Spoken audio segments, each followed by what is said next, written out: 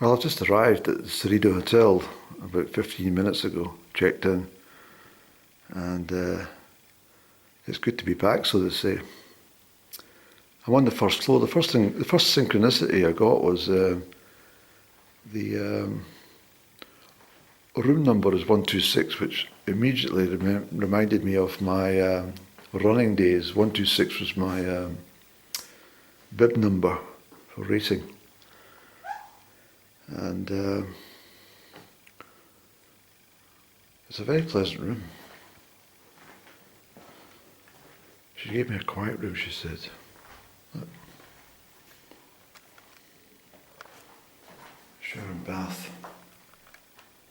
That's okay. For the week. It's good view of my clothes. It's very good. The temperature was not 15 or 17. It was 22 degrees at night when I arrived. It's still 19 degrees, as I noticed outside when I went for a cigarette before I came up the stairs. That's the first cigarette I've had for several hours, 6 hours. It was not a bad flight, actually, down the Italian coast. But yeah, it's a good. I'm back. Let's get a seat in. Pull that table away. Just a quick thought, eh? I think what's brought me back here is just the fact I've been talking so much about Valletta. And I don't think I'll go to Valletta tomorrow, but because we're into Sunday. The clocks are an hour forward here, so it's 10 to 12 in the UK. One thing I did notice immediately was, since I was last here in 2018, I think it was. Yeah, 2018. It's the number of, was it 2018 or 2019? I can't even fucking remember. But the number of cars, nose to tail in every single street parked up. And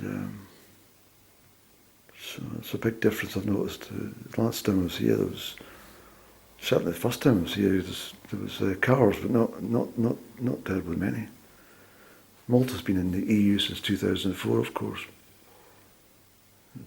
So lots of money being invested in Malta, unlike back home. Skint. Anyway, not a bad wee room. That will do for the next 10 days. It's so warm though, it's fucking roasting. Absolutely roasting. The air conditioning unit up there, but I don't know.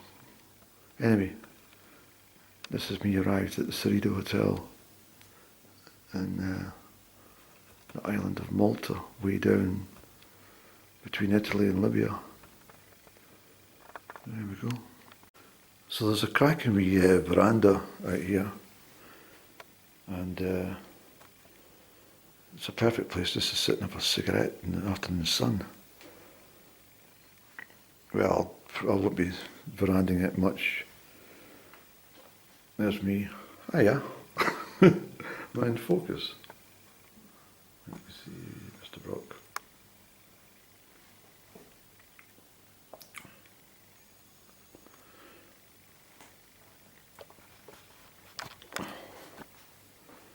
Yeah, there's a room.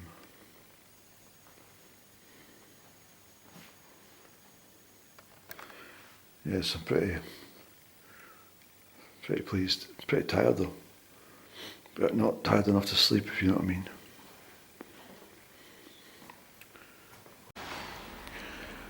So it's just after 8 o'clock, 10 past 8, Sunday morning. And I couldn't sleep last night. It was just so hot. It was very sultry. A bit of cloud in the sky this morning, but the sun's out over this direction. It's you're probably thinking, what's he in? This looks like he's staying in a council flat somewhere, but he's not. The Mediterranean is just down that way, and the wind's coming. There's a bit of a breeze this morning. It's coming from the southeast, which is a good direction for Malta. It means it's hot. So I didn't sleep well, and but I was up sharpish. I've had breakfast, adequate breakfast, and coffee's not as good as what it was in France or Italy. So I'll have a word. I'll say I don't like the coffee it's served. I'll say I need to get something a bit stronger. I tried 2 espressos and something else. Anyway, not nothing. But I was just thinking. There's a French couple and the concierge downstairs. There's two of them on this morning, and he was speaking in French, and I thought it just reminded me of Up and Down when I used to be on the telephone to her, and I said, "Oh, come on, Up and Down." I said, "You may be able to speak 5 different languages, but I'm very basic with my French and Italian," and she'd rattle off in German as well, and I said, "Goodness me, Up and Down, I struggle here, you know." But she does. She's a very good linguist. She's a very good singer. She's a very good dancer, like her mother. As I say, her mother was a national star in Bulgaria and became an internationally known face in many entertainment shows and cruise ships and the likes during the 1970s, and she made a lot of money. And as I say, she was one of the richest people in Bulgaria, and her face was on the Forbes magazine. I think Up and Down said it was July or something, 1974. I'm not entirely sure if that's correct, but that's what she told me. But certainly a very wealthy family who made their money selling seashells on the seashore. And of course, Up and Down, she almost lost an entire fortune by that silly crude oil investment at the wrong time, but she seems to be handling the situation a bit better now. She was in a rather fraught state over the whole matter for a long time, and I think I gave her some good advice, and I think she accepted that advice, and she was, well, apart from telling me to shut up initially, but she did. She does like me giving her advice and a little talking to on matters that, well, everything from her health to, you know, how she arranges her ornaments on the shelf. Just something I am very observant with. I said that ornament would look much better over there, and she says, I think that's correct. I think I now see where you're coming from. I do agree, but she doesn't agree with much of what I say. Really, not really. And, so day 1 of our Malta trip. I don't know what I'm going to do today, actually. Just semi-unpacked a little while ago, and I was too tired to sleep last night. That kind of feeling.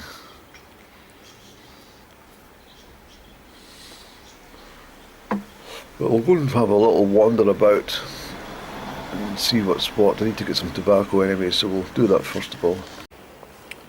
I was also just thinking about well, it's a bit of a recollection of Up and Down told me about the time she used to visit her relatives, so British relatives that were resident in Mombasa in Kenya, and she spent many times over there during the winter months between, well, she used to tell me she chopped it up between skiing in St. Moritz. Sometimes she would be down at the chateau in southern France, but often she was over in Mombasa. And she told me the story about her uncle who used to employ fly chasers.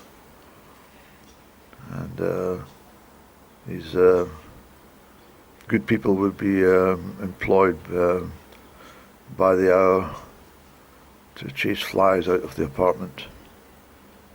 And even if there's only one fly, they would spend as long as it took to make good the flies escape from the apartment. And the apartment was there's quite a lot of fly chasers employed in Mombasa for this reason. But she said she loved Kenya, particularly Mombasa on the coast, but she said she often went to Nairobi, sometimes on jungle visits, safaris, jeep safaris with the family, and they stayed out with the giraffes and the lions and the elephants and stuff. She told me many stories. She's a very interesting person when she does speak, but unfortunately she doesn't speak much to me now. It rather sours my mind that we could have so many jovial chats over afternoon tea, or it's just she used to be very fond of afternoon tea when we used to meet up in London and take her to the Savoy or the Dorchester or something, occasionally at the Grosvenor, but often it was at Savoy. And spent many happy days with up and down in those parts, but nice. I think really when she was after her financial embarrassment, her whole persona changed when she tried to come to terms that she'd lost an entire fortune almost on the crude oil. And I told her many times that it's gone. She's lost it, and she's just got to pick herself up. I think she struggles that way. And I try to support her. That's the £256,713.63 that she had received from me and is now written off. I think she feels that she can no longer approach me because of the sizable amounts that were credited to her in the past. But well, if she needs me, she knows that I'm only a phone call away or a communique. I will sort out anything she needs to be done. I certainly won't be over 100,000 this time, but I mean, I've made my fortune in life, and I probably can't spend it all now with the number of years I have left, so she's very welcome. She needs it. As I say, I don't want her frittering it away in silly stocks and shares that she's got no idea what she's doing.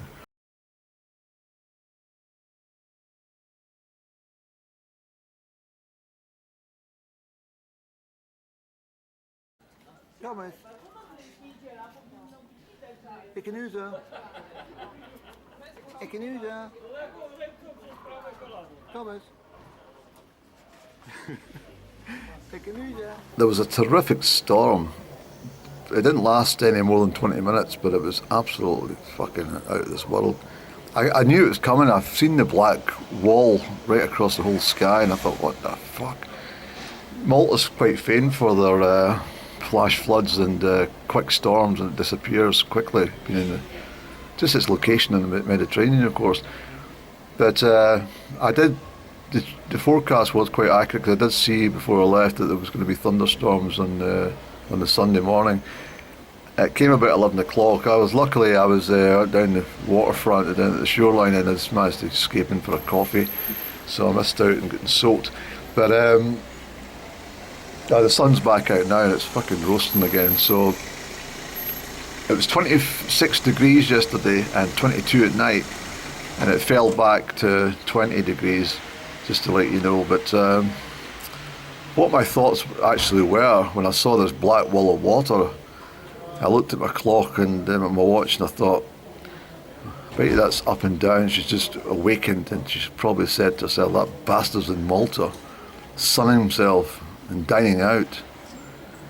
And she's reached out for her cursing stone, and she's put it in her left palm, and she's rolled it around, and she's cursed me to get soaked in Malta, hoping there's a terrific storm. Well, it bloody well worked. Her white witch that she always talked about years ago certainly came to fore. I'm only joking, of course, she's not like that, but she does actually do good things as well as, she has said to me, I'm going to put my White Witch act on and get you sorted, and she has. I'm grateful for that. But I was just thinking her lying there in her bed there this morning, just, no, fucking hell, no way he's down there in these shorts, and I'm fucking freezing my arse off up here. He's getting cursed, he's going to get soaked, and he's going to get his coffee blown over. It's right across his front of his trousers, so it looks like he's pissed himself, and the stain never comes out, so it's permanently looks like he's pissed himself. It's something she, I'm quite sure she picked it up from is it Masai, when she was out in Kenya. It's a old juju type of like witchcraft type thing, and she's quite competent when it comes to rolling the palm, her palm with the cursing stone. It's just a small stone that she uses. It's very effective. So I've bought a t-shirt. There's no point in sending it to her as a gift, because she'll just put it straight in the recycle bin. I was looking at some of the flowers that I've passed, just in some of the gardens and stuff, and I remember giving her nasturtium and calendula seeds and pots and strawberries and all the rest of it in the spring, and she put them all in the bin, I'm sure. Maybe she didn't, but that's what I think. But look, can you see?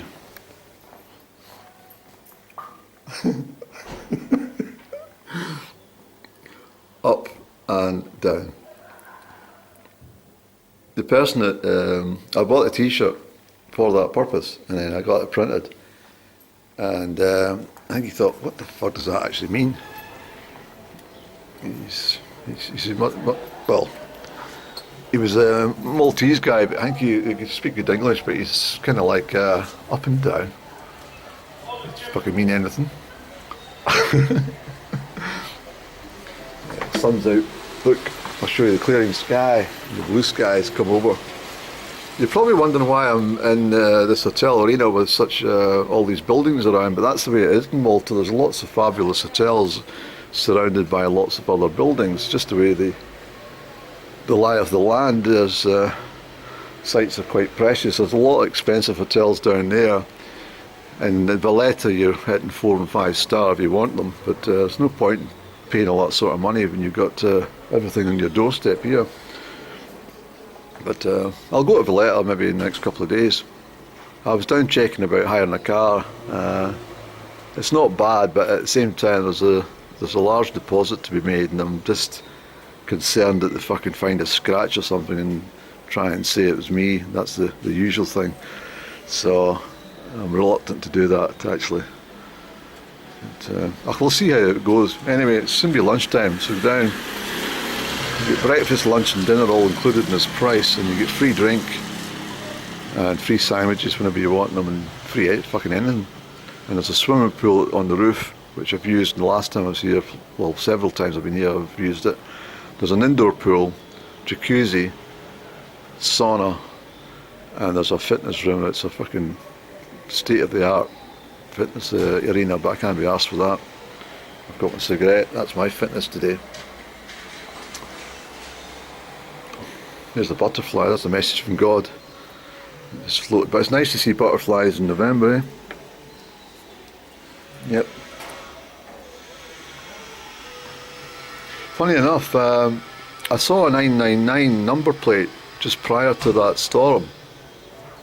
And that's exactly what I saw prior to me losing my fucking clutch in the A9 back in September. I saw a 99 registered, so I must keep that in mind, that is actually a warning kind of number. And so the warning today was, get out the fucking, there's a storm coming. And I've seen yesterday when I came away from home, 3 sets of angel numbers, triple numbers and registrations, and a beautiful rainbow in the sky when it wasn't even fucking necessary. So that's a sign from angels as well. But you can see, you can tell that, well, if you know what it's like in the summer when you get in Scotland, when you get a shower of rain in the summer and then the heat fucking comes out, well that's exactly what it's like today. So that sun's quite strong actually. Good. So I've done quite a bit of walking about this morning, and I'm glad I've done that. And I got tobacco, €7.70, €7.70. I told the woman it's fucking nearly €18 in the UK. She couldn't believe it. She just joked and laughed about it. She says, "Don't pay it, come here."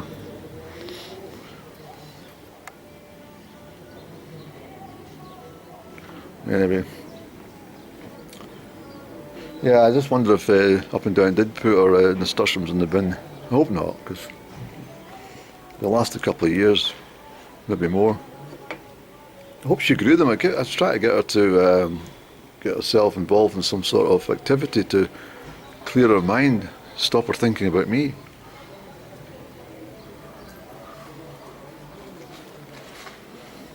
And give her some little strawberry plants, because they'll never, they keep multiplying and multiplying, so I was hoping she would take advantage, and next time she's preparing a Victoria sponge, she can use fresh strawberries instead of raspberries.